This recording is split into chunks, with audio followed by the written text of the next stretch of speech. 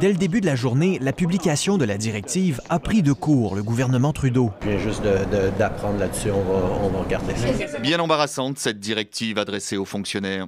Nous vous demandons, personnel de première ligne, d'utiliser un langage neutre au niveau du genre. Autrement dit, fini l'utilisation des mots « monsieur » et « madame » dans les formulaires administratifs.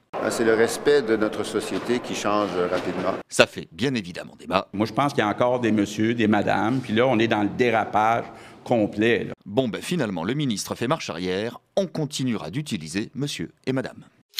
13 commissaires plutôt agacés d'attendre. La défense du prince Laurent se présente avec une demi-heure de retard. 13 députés qui doivent se prononcer sur une baisse de la dotation du prince Laurent. C'est une première.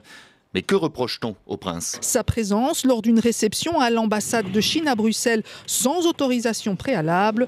Pas de quoi fouetter un chat. Nous ne pensons pas que l'on puisse considérer que n'importe quel contact au sens commun soit visé par la loi. 3 heures de plaidoirie n'ont pas suffi. 12 des 13 députés ont décidé d'abaisser la dotation du prince de 46 000 €. En Suisse alémanique, l'idée d'un salaire jeunesse fait du chemin. Ou comment transformer l'argent de poche en salaire. Ces deux jeunes sont des salariés. Leurs parents leur versent chaque mois un salaire jeunesse. Charge à eux d'assumer tous leurs frais courants. Ils apprennent à différencier le nécessaire du luxe, à prendre des décisions d'achat réfléchies.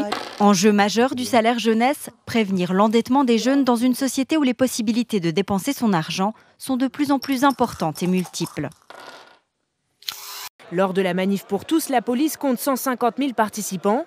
Les manifestants en revendiquent 1 million. Et oui, à chaque jour de manif en France, c'est toujours la même histoire. Mais combien était-il en réalité?